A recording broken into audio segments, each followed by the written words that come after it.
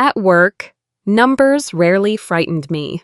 That Thursday afternoon, I sat beneath the white pendant lights of our Denver design office, reviewing a contractor's change order for a hotel renovation downtown. The invoice requested $28,000. The approved scope supported 16.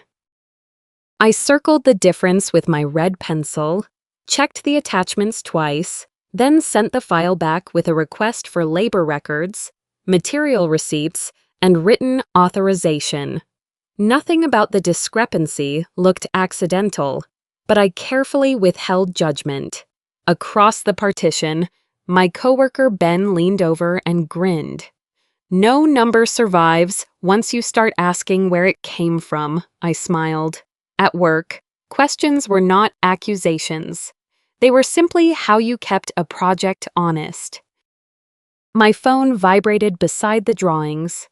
The alumni group chat had come alive after months of silence. Trevor Mills, our former class president, announced a 15-year reunion dinner for Saturday night near Union Station. Within seconds, old photographs appeared. People compared careers, marriages, children, and waistlines. I was scrolling without much interest when a new name joined the conversation. Celeste Whitmore. Long time no see. Everyone, back in Denver at last.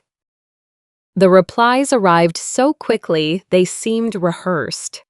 London finally released you. The Queen has returned. Somebody should warn Grant. Then someone posted our senior year yearbook page. Beneath Grant Mercer and Celeste Whitmore was the caption, "Most likely to build an empire together." I stared at it longer than I meant to. Grant had told me about Celeste before we married. They had dated through most of college, then separated when she accepted a position in London. Whenever her name surfaced, he described the relationship as a young ambition that had burned itself out. "That life ended before you," he once told me. I had believed him because marriage, I thought, required believing the person beside you even when the past had better photographs. At 4:47, Grant texted, "Running late. Silver Pine Development Meeting. Don't wait for me." Silver Pine Lodge was the project that had consumed him for months, a boutique resort planned near Breckenridge. He spoke about it constantly. Yet whenever I asked about schedules, consultants, or financing, he said the operational details would only bore me. I stopped at the grocery store anyway. At home, I made the lemon chicken pasta he liked, with spinach, garlic, and too much Parmesan. I covered his plate when 8 became 9, then reheated it when the lock finally turned at 9:53. Grant entered wearing his navy overcoat, rain shining on the shoulders. He looked tired but energized, the way he did after a successful presentation. "Meeting ran long," he said. He kissed my cheek, ate several distracted bites, and carried his phone into the kitchen when he went for water. It rested on the counter while he showered. The screen lit up. The sender's name was a single letter, C. The preview read, "Today made me remember why we once." The bathroom door opened before the sentence finished. Grant crossed the room, picked up the phone, and turned it face down with one smooth movement. "Who was that?" I asked. "A consultant for Silver Pine." His answer came without hesitation. He leaned down, kissed my forehead, and asked whether I had remembered to schedule the car service. The question was so ordinary that mine suddenly seemed impolite. Later, while he brushed his teeth, I noticed he had changed his passcode again. I remembered the phone beside the sink during showers, the balcony calls after midnight, the way he closed his laptop when I entered the room. He had explanations for everything. Client confidentiality, investor pressure, operational details. I did not need to worry about. I repeated the explanations to myself as I folded laundry. Do not become a jealous wife. He is under pressure. Marriage requires trust. But when Grant came to bed, he placed the phone face down on the nightstand. I watched his hand leave it and understood that this was no longer a random gesture. It was a habit. At 2:17 a.m., I woke to cold sheets beside me. A thin strip of light crossed the hallway. From the bedroom door, I saw Grant standing on the balcony, one hand cupped around his phone. His voice was low, but the apartment was silent. "Saturday, just act normal," he said. "She doesn't know anything." I returned to bed before he came inside. For once, I did not ask whether I was imagining too much. I asked a different question. What did my husband think I did not know? Over the next 2 days, I kept returning to the sentence I had heard on the balcony. "She doesn't know anything." The words bothered me because they fit too neatly into our marriage. Grant had never needed to shout to make me doubt myself. He used quieter methods, a long sigh when I asked about money, a patient expression that made me feel unreasonable. A question turned back on me.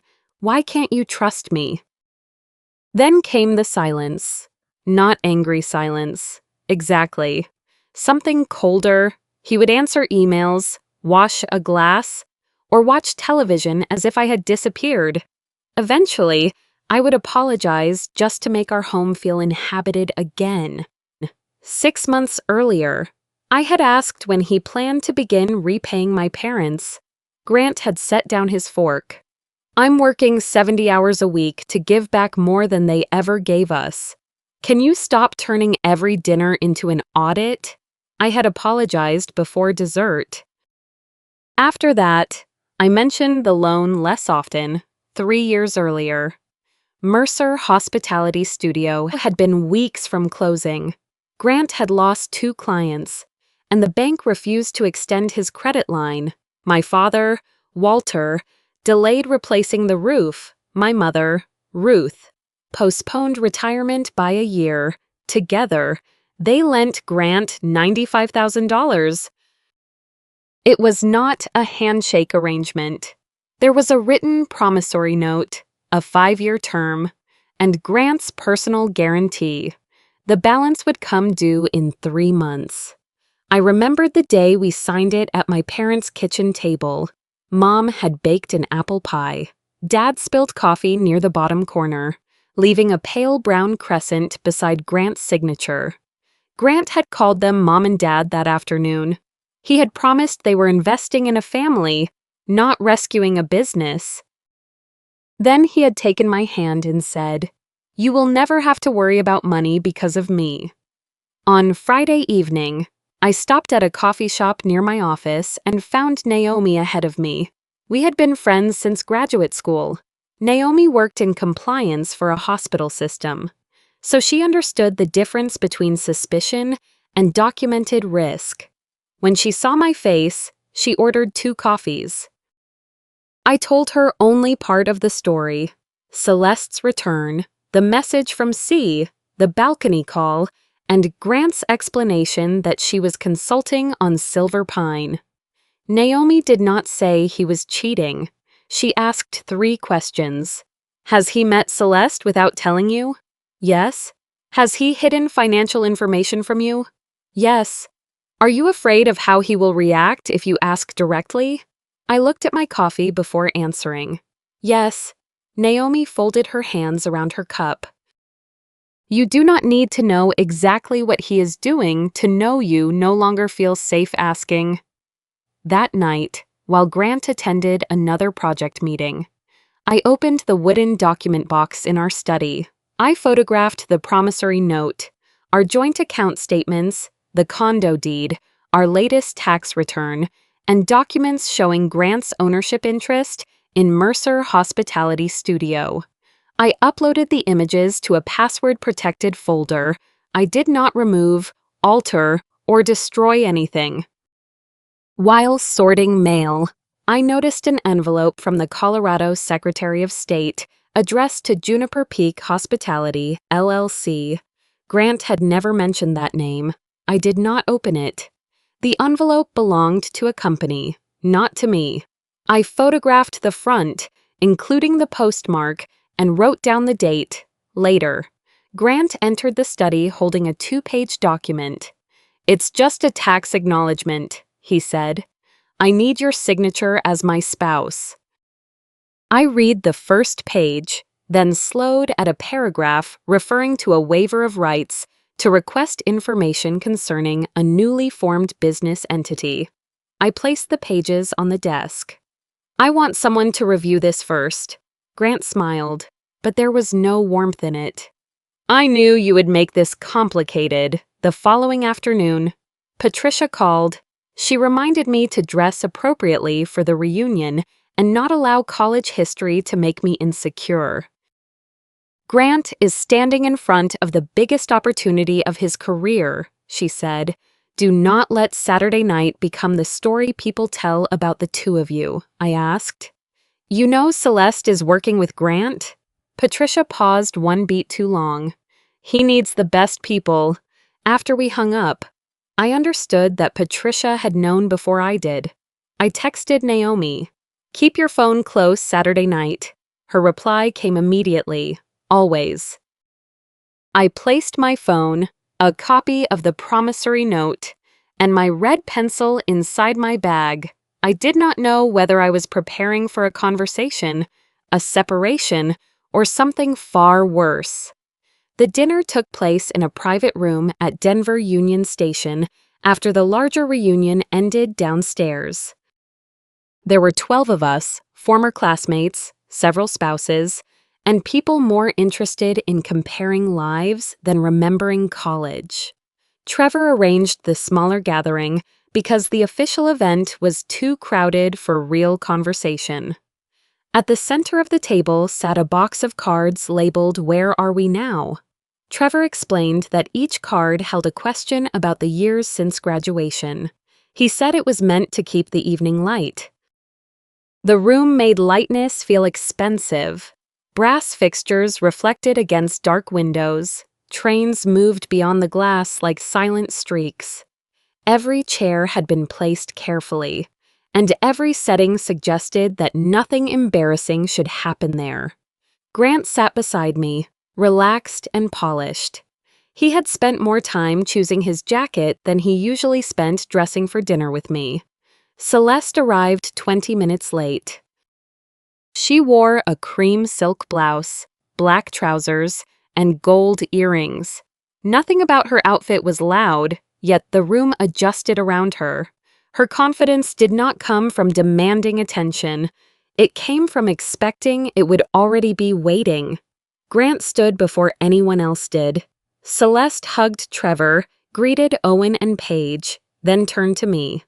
"I have wanted to meet the woman who finally convinced Grant to stay in one city this long." Her smile was warm enough to make the sentence sound harmless. I smiled back.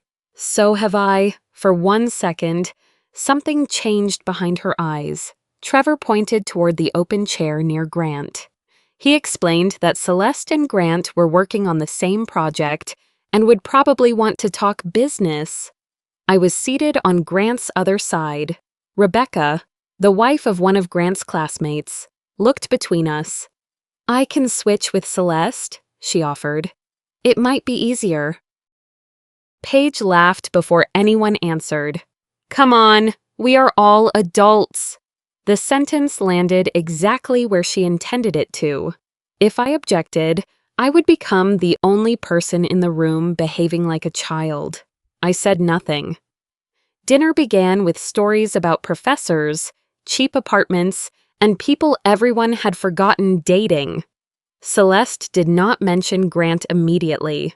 She waited until the room relaxed.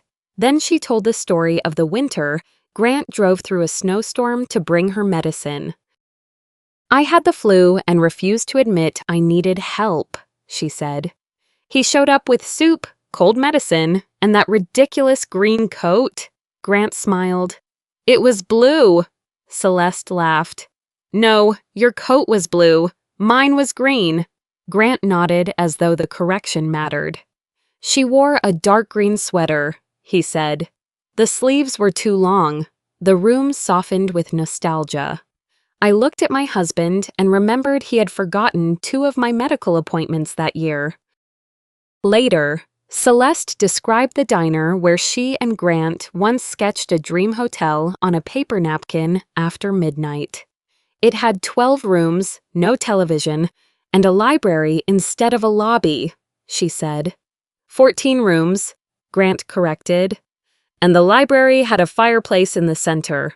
He had not introduced either memory, but he polished each one when Celeste placed it before him. Paige and Owen looked delighted. Trevor tried twice to move the conversation toward others. Rebecca watched me with discomfort. Several guests lowered their eyes, unwilling to interfere. Grant never said the stories were inappropriate. He sat between us and accepted the attention like a man being reminded of his importance. When Owen asked about Silver Pine Lodge, Celeste answered before Grant could. The investors love the new brand direction. If Monday's deck lands, Grant could move into an entirely different tier. I turned toward her. You have seen the deck? Celeste paused. Grant stepped in quickly. She reviewed a few branding concepts. That is all. I looked at him. That is strange. I manage design contracts every day. But you told me this project was too complicated to explain. Grant's expression tightened. This is not the time to turn a professional conversation into a marital issue. The room changed. Paige stopped smiling. Trevor looked down at the cards. Even Owen shifted in his seat. After dessert, Trevor opened the box. Paige drew the first card and read aloud. If you could change one decision you made after graduation, what would it be? Celeste did not hesitate. I would not have left Denver. She looked at Grant, then at me.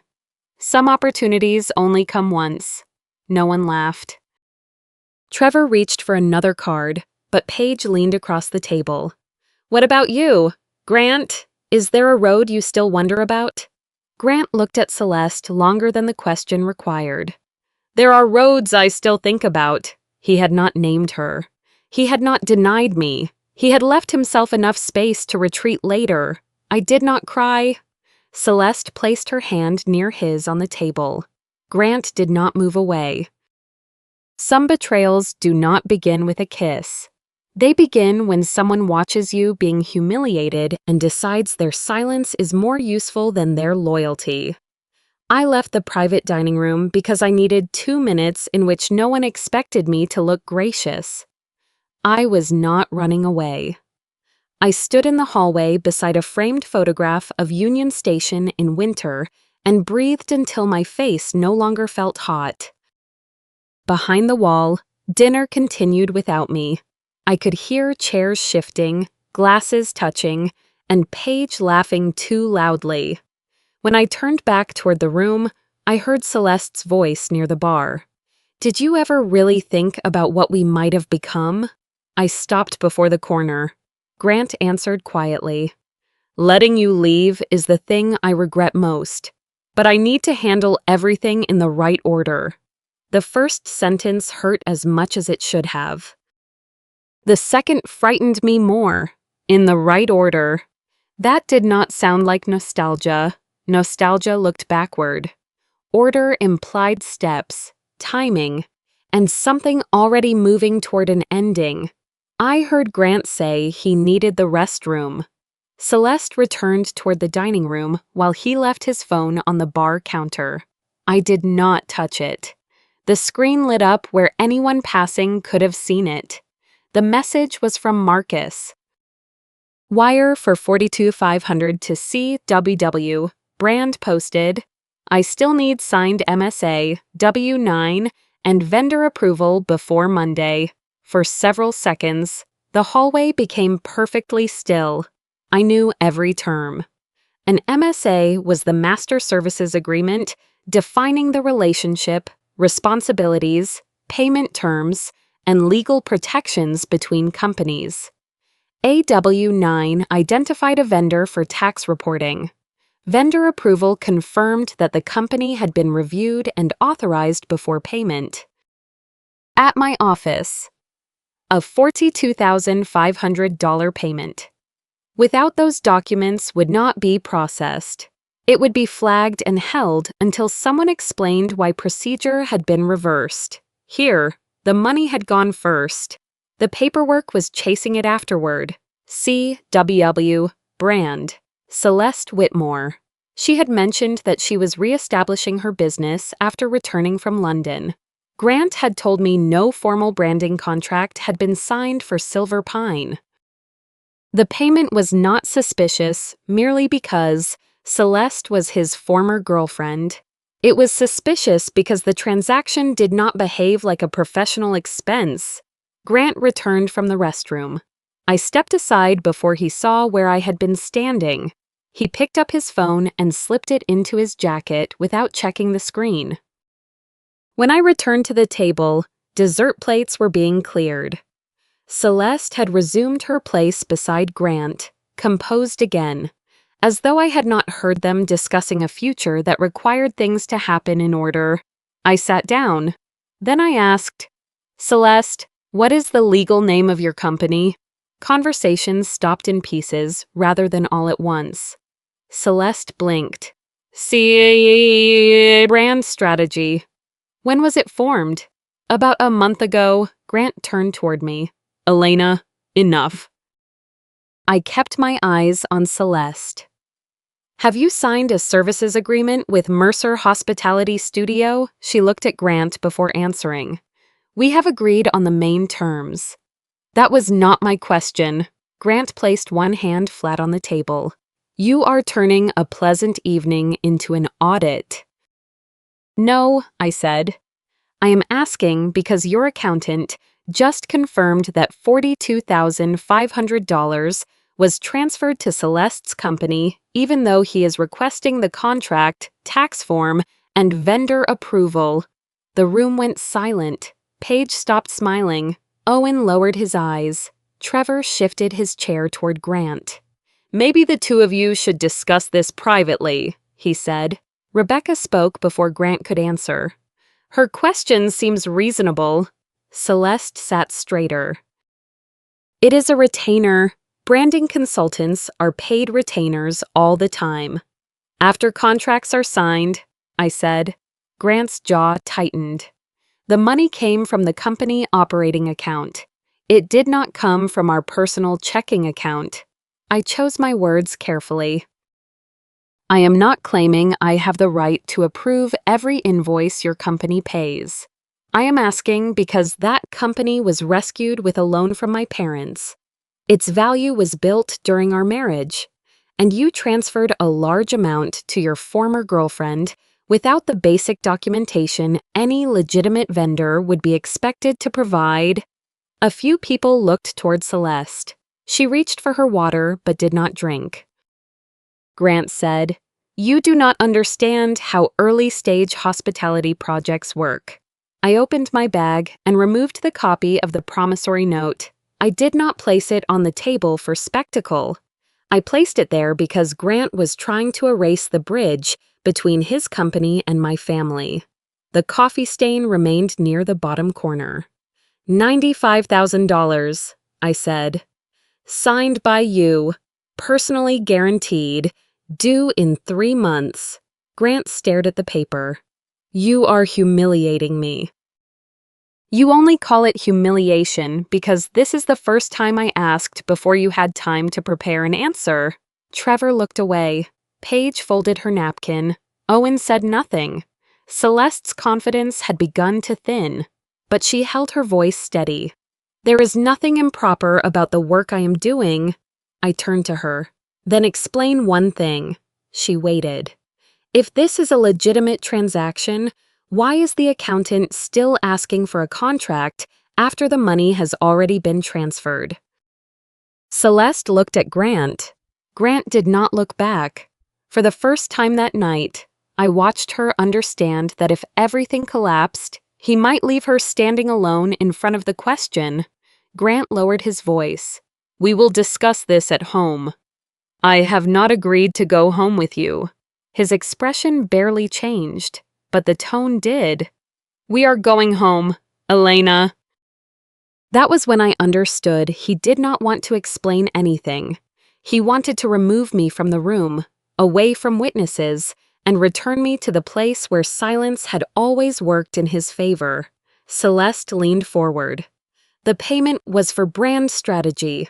I have already begun research, market positioning, and guest profile work. Grant told me you knew I was involved. I knew you were consulting, I said. I did not know money had been transferred. Her face tightened. I also did not know your parents had loaned him anything. Did you know I had not been told about the transaction?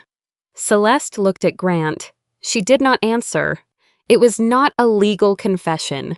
It was something simpler and, in that moment, more revealing. She knew enough to understand the line and had chosen not to ask whether she was crossing it. Grant stood. We are done! He reached for the upper part of my wrist and pulled me from the chair. The pressure came so suddenly that my body moved before my mind did. The edge of my ring pressed into my skin. The room, the money, and the years of carefully softened questions fell away. This was no longer an argument. Grant, let go of me. He did not release me immediately. With my free hand, I took out my phone, opened the camera, and started recording. I am recording now, I said. I am asking you to let go. Trevor rose so quickly his chair struck the wall. Grant, release her. Rebecca called toward the doorway for a server. Grant looked at the phone, then at the faces around us. His hand opened. The red pressure mark on my wrist appeared almost at once. A manager entered with a security employee and asked everyone to remain where they were. Grant began explaining that it was a private marital disagreement. I said, I want to be separated from him. The manager led me into the reception area outside the private room. I did not demand that Grant be arrested. I did not yet know what I wanted beyond distance. Documentation and a way to leave safely. I wanted facts before decisions, because for years Grant had benefited whenever urgency made me doubt myself. This time, I would not let fear choose the next step for me again. I asked the manager to create an incident report. I gave him the time, the location, and the names of Trevor and Rebecca as witnesses. I asked how my attorney could submit a written request to preserve hallway security footage. He gave me the restaurant's contact information and said the footage would be flagged for management review. Naomi was already driving toward me. I called her from the reception area, keeping the conversation private. Are you injured? She asked. My wrist is red. I can move it. Can you leave safely? Yes, security is here. Does Grant have your keys, your phone, or your bag? No, I have everything. I looked through the glass toward the dining room. Grant stood beside the table, speaking to Trevor with the controlled expression he used when he wanted anger to look like reason. I am not going home alone with him, I said. I am coming, Naomi replied. But that decision is yours. Before she arrived, Patricia called. Grant had already reached her. Elena, whatever happened should have been handled privately, she said. You are turning a personal matter into a public spectacle. Your son transferred money to his former girlfriend, concealed the transaction, and grabbed my wrist after I told him to stop. This did not become public because I described it. It became public because he did it in front of witnesses. Her voice hardened. If attorneys become involved, they could destroy the company's reputation. Reputations are not destroyed by records, I said. Records document what happened. Naomi arrived 10 minutes later. She did not storm into the dining room or confront Grant. She photographed the mark on my wrist with the timestamp visible, collected a copy of the incident report, and confirmed that my phone, keys, and bag remained with me. Then she walked me to her car. Grant followed as far as the restaurant entrance. "Elena," he called. For the first time, his voice could not make me turn around. Inside Naomi's car, the city lights moved across the windshield while I held my wrist against my coat. "Am I destroying my life?" I asked. "No," she said. "You are stopping someone else from destroying it in secret." I told her I needed medication, clothing, and the original family documents from the condo. Celeste's interest carried no voting rights and could be repurchased for nominal value at Grant's discretion. Grant was not only deceiving me, I was designing a system in which no woman but him possessed real power. The folder showed that Juniper Peak Hospitality, LLC, had been formed 6 weeks earlier. Its operating agreement described a company Grant had never mentioned. If Silver Pine Lodge received final approval, the development rights would be transferred from Mercer Hospitality Studio to Juniper Peak.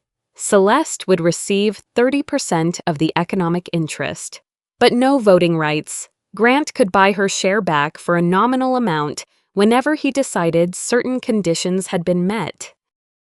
Farther inside the folder, I found a draft email to Marcus asking how the $42,500 payment could be classified as a branding expense. Another note referred to having me sign a tax acknowledgement after the Silver Pine agreement was approved. It was the same document Grant had placed in front of me the night before. Naomi stood beside the desk while I photographed every page. She uploaded the images to an encrypted folder, then checked that each file had saved. I took only what belonged to me: my identification, medication, clothing, personal records, and the original promissory note from my parents' family file. I did not remove the Juniper Peak folder. I did not alter, delete, or rearrange Grant's business documents.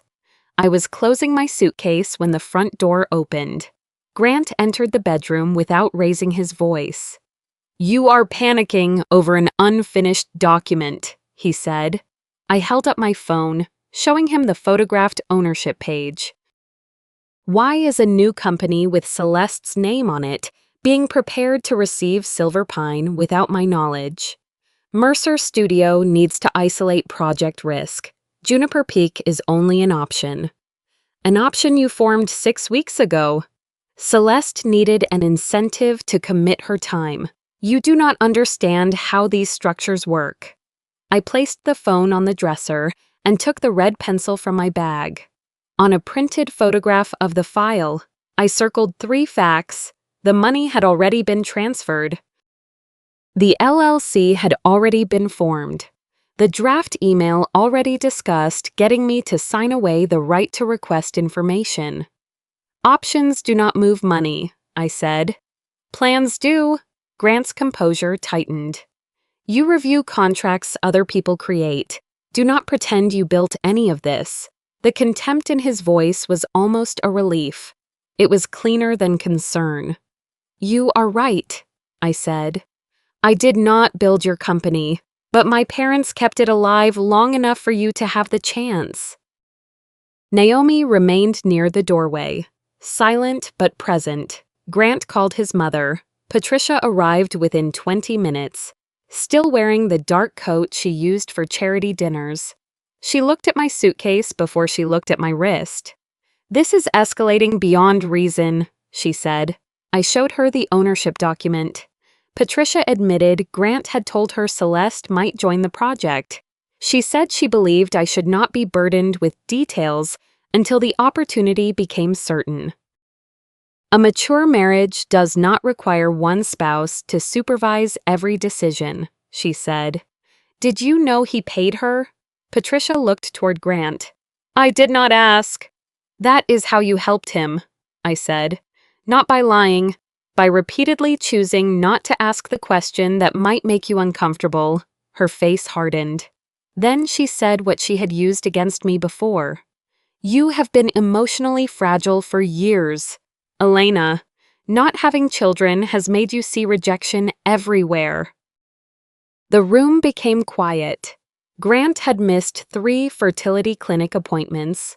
Each time, he blamed investors, travel, or deadlines.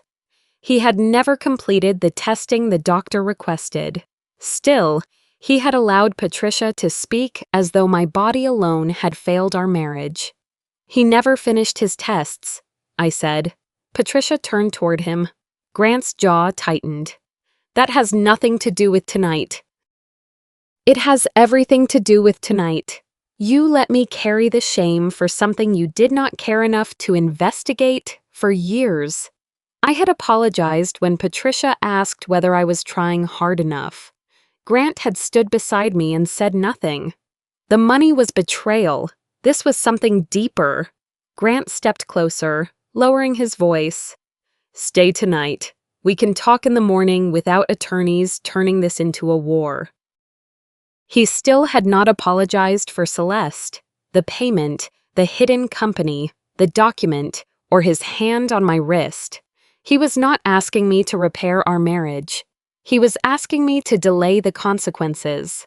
I removed the key to his office from my keyring and placed it on the dresser. I kept the condo key because I still had a legal right to enter our home. My phone, personal records, medication, red pencil, and family promissory note remained in my bag. Naomi lifted my suitcase. At the bedroom door, I turned back. My attorney will contact you tomorrow. From now on, every financial discussion needs to be in writing. Grant stared at me. How far are you planning to take this? I am not taking it anywhere, I said. I am only stepping out of the space between you and the consequences of what you chose. Then I quietly left the home I had spent years making comfortable for everyone except myself. That night at Naomi's apartment, I stood under the shower until the water turned cold. Then I cried. Not because losing Grant had become real in a single evening, but because so many memories had once been real to me. The road trips, the breakfasts, the nights we laughed on the kitchen floor, those moments had belonged to the life I thought we shared. I do not know which parts of the last 6 years were true, I told Naomi. She sat beside me on the sofa. The part you lived was true. His failure to value it cannot travel backward and make your kindness fake. For a few minutes, I wanted to call him and ask for the version of events that would hurt least. I hated that some part of me still wanted his voice to make the world familiar. Naomi took my phone, placed it face up on the table, and said nothing. The next morning, we met Daniel Cho, a family law attorney. Naomi trusted. Daniel reviewed the photographs, the incident report, the promissory note, and the messages I had saved. These images are leads, he said. They are not yet the entire evidentiary record. He explained that we would need to file, request preservation of financial records, and seek restrictions on unusual transfers. A court could not simply freeze Grant's entire business because I was suspicious. Mercer Hospitality Studio still had employees, vendors, and ordinary expenses. Business valuation will take time, Daniel added. And I will not promise you half of everything. I can promise that we will identify what exists and ask the court to protect it. He also warned me not to contact Grant about files, post online, or answer financial questions without counsel. Protecting myself, he said, would look less dramatic than confrontation. It would mean patience, complete records, and refusing to be pulled into conversations that left no trace. The choice remained mine. I signed the petition for divorce and authorized Daniel to seek preservation of records and limits on transactions outside ordinary business activity. 3 days later, Marcus contacted Daniel through counsel. He produced emails requesting the signed MSA. Celeste's W-9, and formal vendor approval before payment. In another message, he warned Grant that paying before documentation could create audit and tax exposure. Grant had replied in writing, "Proceed with the wire. I authorize it and accept responsibility." Marcus had not helped him hide the transaction. He had documented his objections because he knew the instruction was irregular. Then Celeste asked to speak with me. Daniel required the exchange to occur in his office and be documented. Celeste brought screenshots of messages Grant had sent over 3 months. He wrote that our marriage had been dead for years. He told her, "I knew we lived only as roommates." He promised her 30% of Juniper Peak. He said I would sign the tax acknowledgement if he created enough pressure. One message read, "Elena always gives in when I make her think she is the one destroying the family." I read it twice. Celeste admitted she knew Grant was still married. She knew I had not been fully informed. She wanted to believe their history made her choices meaningful instead of selfish. She had intentionally unsettled me at dinner. She had accepted $42,500 before the paperwork was complete. I did not comfort her. Grant lying to you does not erase the fact that you knew I existed. Daniel stated the conditions for any cooperation. Celeste would return the money to an escrow account, preserve every message, provide the work product she claimed to have completed, stop contacting me directly, and submit to questioning if required. I offered no promise that cooperation would erase responsibility. Daniel then showed her the Juniper Peak clause. She read that her 30% carried no voting rights. Grant could force a nominal value repurchase after the project was secured. Her face changed. He could remove me after the contract was signed. Yes, Daniel said. Celeste looked at me. Did you know he was capable of this? I knew he did it to me. I just did not know you believed you were the exception. The following morning, Celeste wired the full $42,500 into escrow for several hours. I felt something close to relief. Then Daniel called. Grant's attorney had sent a formal letter accusing me of stealing trade secrets. They demanded that I surrender my phone and all photographs. They also claimed the $95,000 transfer from my parents had been a family gift, not a loan. I opened the original promissory note. The pale coffee stain still curved beside Grant's signature. For years, I had thought truth would arrive like a door opening. Instead, it came in fragments, each one demanding to be defended. I placed the note back into its folder and looked at Daniel. The real battle had only begun. The first month taught me that justice moved less like a verdict and more like paperwork. The court ordered both of us to preserve financial records, avoid unusual transfers, and refrain from moving Silver Pine rights into another entity without notice. Mercer Hospitality Studio could still pay employees, vendors, rent, and ordinary expenses. Grant did not lose his company overnight. I moved into a short-term rental and returned to work on Monday. I answered emails, reviewed contracts, and attended meetings while my attorney's invoices accumulated beside the red pencil I used at work. Ordinary life did not pause simply because mine had split open. Grant continued presenting himself as calm and misunderstood. Privately, every request for records became another argument. By the third month, discovery had stripped away several of his explanations. The $95,000 loan included a repayment schedule, his personal guarantee, and records of interest payments he had made during the first year. It could not reasonably be described as a gift. The documents also showed Juniper Peak had been formed before Grant ever told me our marriage was in trouble. Draft agreements and emails revealed efforts to move project value away from Mercer Studio, If Silverpine received approval, the investors did not cancel Silverpine because I filed for divorce. They paused the project because Grant had failed to disclose a personal conflict, paid Celeste without complete vendor records, attempted to shift the contract into a new entity, and created uncertainty over ownership of the design work. After weeks of due diligence, they selected another firm. Grant lost the project because of the governance problems he created, not because I exposed them.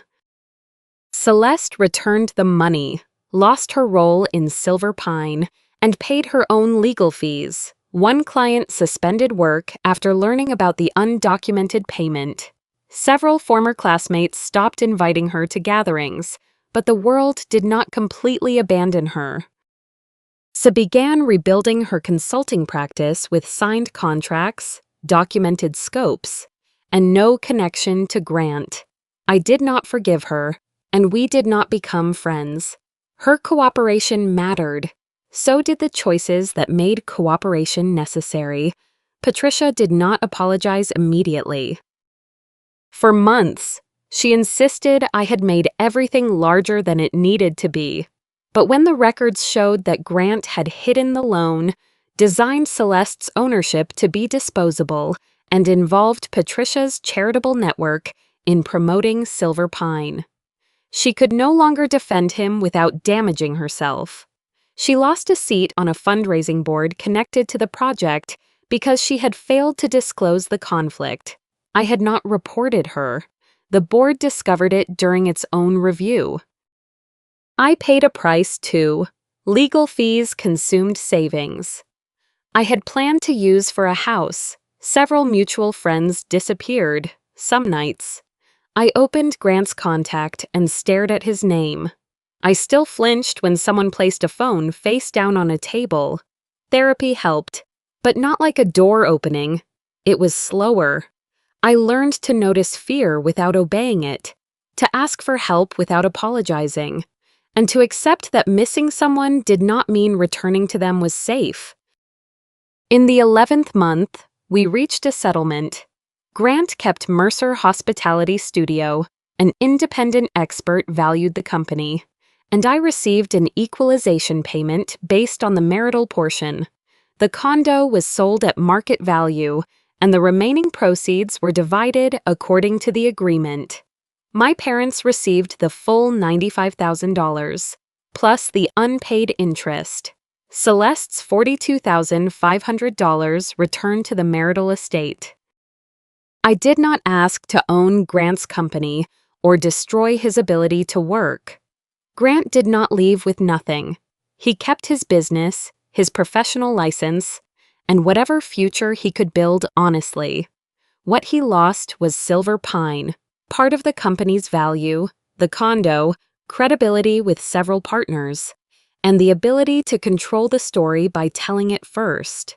When the repayment cleared, my father came to my rental carrying the original promissory note. The coffee stains still curved beside Grant's signature. Dad placed the paper in my hands. "The money came back," he said. "You do not have to keep the promise of someone who broke it." For a moment, I considered tearing it in half. Instead, I folded it carefully and placed it inside a small storage box. On the label, I wrote one word: resolved. For the first time, I understood that closure did not require erasing what happened. It only required knowing the debt no longer owned me. 1 year later, I lived in a one-bedroom apartment near Washington Park. It was much smaller than the condo Grant and I had owned. There were no stone countertops, and the cabinet beneath the sink hung slightly crooked. The balcony barely held 2 chairs and a few potted herbs. From my bedroom, I could hear the coffee maker click on in the kitchen, but no sound in that apartment made me wonder what I had done wrong. My father came over one Saturday to fix the cabinet door. My mother brought a casserole and placed it in the refrigerator. That evening, none of us wanted to cook, so we ordered pizza and ate from paper plates around my small dining table. While Dad adjusted the hinges, Mom looked at me. "I used to teach you that a grown woman should know what to overlook," she said. "I did not realize that sometimes I was teaching you to doubt your own pain." "You did not do this to me," I said. "But from now on, we will not teach the girls in our family that endurance is proof of love." Mom nodded. And for once, neither of us tried to make the moment smaller. Naomi remained part of my ordinary life. One evening, after a difficult week at work, I texted her, "I am tired. Can you bring food?" No explanation, no apology. She arrived with tacos and announced that this was the greatest progress I had made all year. Grant sent one email. "I hope that one day you understand I never wanted things to end this way." I did not answer. A person can dislike the consequences of his choices and still choose every action that creates them. There was no new romance waiting outside the courthouse, no sudden fortune, and no perfect version of me emerging from the wreckage. Some mornings, I still woke anxious. Some evenings, loneliness sat beside me. Healing did not erase those feelings. It taught me that I could feel them without returning to the place that created them. When my lease came up for renewal, I signed the new agreement with the same red pencil I had once used to circle the numbers in Grant's documents. Then I placed my phone face up on the table. The alumni group chat displayed an invitation to a winter gathering. Trevor messaged me privately and apologized for not stopping the conversation sooner. I replied, "Thank you for speaking when Grant grabbed me. Next time, speak before someone has to be hurt in order to be believed." I declined the invitation, not because I was afraid. I did not need to return to the room where people had watched me being humiliated in order to prove that I had survived it. I once thought victory would mean watching Grant lose everything. Then I understood that if my life still revolved around what he lost, he would remain at its center. Real victory was smaller and quieter. It was an imperfect apartment, a phone resting face up on the table, and an evening in which I did not have to make myself smaller to be allowed to stay. If you had been in that room, when would you have spoken? When Celeste began humiliating Elena, when the hidden payment was revealed, or only after Grant crossed the final line? Share your thoughts in the comments. And if you believe stories about healing deserve to be heard as much as stories about revenge, subscribe and join us for the next one.